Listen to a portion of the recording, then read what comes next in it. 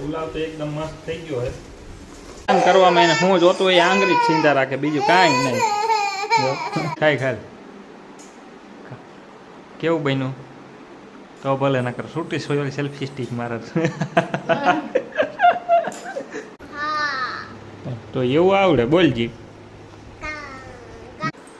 અને શૈલીબેન કઈ કહેતા હતા.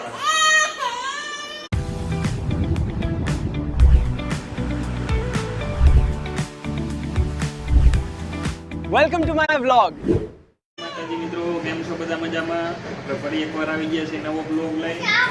અને જો આ સાપવાળા બેન આવી જાય એને ટ્રાયપોડની સાપ જ જોતી હોય જઈ હોય પછી આપું બની જાય પછી હો. અને એક બેન જોરિયા અને એની મમ્મી અહીં આપણી પાસે ઉભા છે ચશ્મા બસમાં પહેરીને. જો બે ચોટલા વારીને હેરાન કરવામાં પેલો નંબર. આપણે જમવા આવીએ ને એટલે હેરાન કરવામાં પેલો નંબર. બરાબર. આપણી પાસે કોઈ ટોપિક તો અત્યારે હાલમાં છે નહીં, વરસાદ આવે છે જવાનું છે નહીં મિત્રો. વેજ પુલાવ એટલે કે તવા પુલાવ જે આવે ને ખાલી ટમેટા મરચું ડુંગળી સાથે બસ એવું નોર્મલ છો ફટાફટ બની જાય એવી રેસીપી એક શેર કરીએ તમારી સાથે. હે બટેટું બાફવું પડે આછું એટલે બટેટું આપણે અત્યારે નાખતા નથી કેમ કે ટાઈમ થયો છે એક લાગી છે ભૂખ હવે. તો હાલો બનાવીએ, બતાવું તમને શું વસ્તુ આપણે લીધી એના માટે. તો મિત્રો અહીંયા આપણે લીધા છે એક મીડિયમ સાઇઝનું ટમેટું, પછી 3 નાની ડુંગળી, એક તીખું મરચું અને આમાં છે ધાણા મરચાં આદુ અને લસણની પેસ્ટ.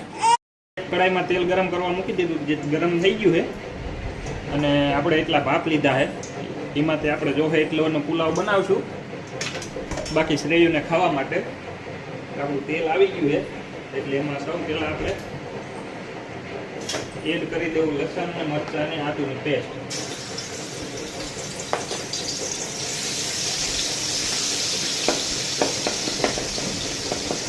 જો તમે તીખું ખાતા હોય તો ભાઈ તીખું મરચું એડ કરી શકો. બરાબર છે.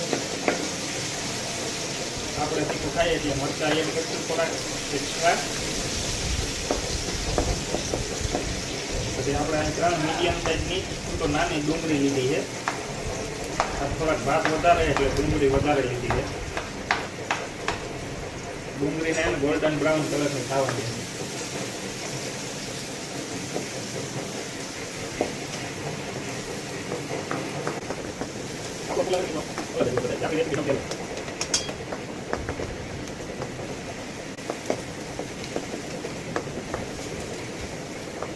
ટમેટા લાસ્ટમાં એડ કરીશું આપણે એટલે ટમેટા ને કાચા રહે, બહુ ખડે નહીં હોય.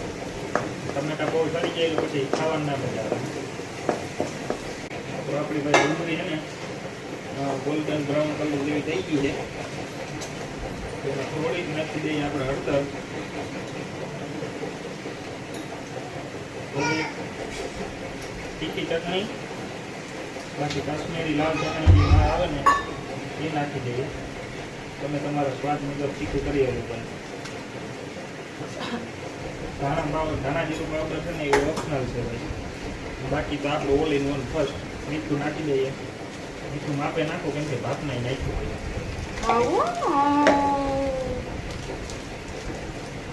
હવે મસાલો બરે ને એની પહેલા આપણે સાતરી લઈએ અને એમાં નાખી દઈએ ટમેટા.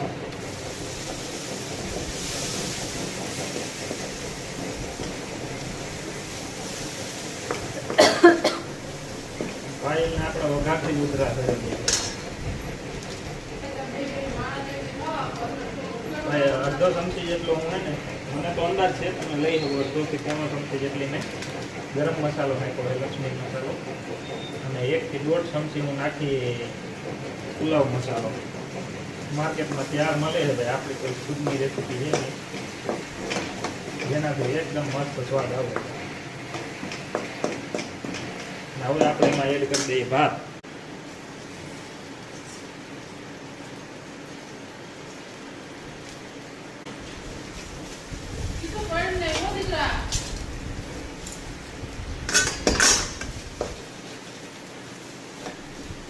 જસ્ટ ઈજી ભાઈ, ફટાફટ બનતી વસ્તુ છે ને આ પુલાવ. તમારા ચોખા બાફી સડી ગયેલા હોય ને એટલે બની જાય ફટાફટ. તો જોઈ લ્યો મિત્રો, આપણો પુલાવ બનીને ઓકે થઈ ગયો છે અને ફટાફટ બની જાય એવી રેસીપી તમારી સાથે શેર કરી છે.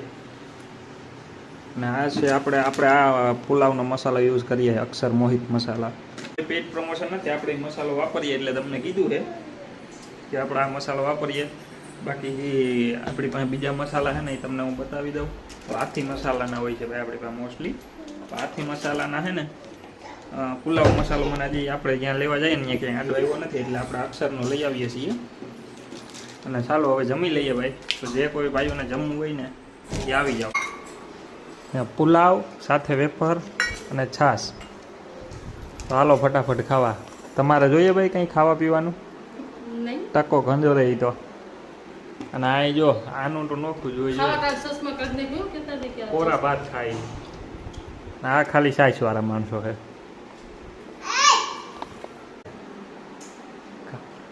કેવું બન્યું? તો ભલે નકર છૂટી સોયલી સેલ્ફી સ્ટિક મારે. ઓય બાબા એની પાસે હાંસી છે. ये फंस गया सीएम. चीटिंग करता है तू. મિત્રો હવે આપણે ટેસ્ટ કરીને જોઈએ કેવું બન્યું છે. તીખું છે. તીખું તો મેં કહી દીધું પેલા કે એ છે તીખું.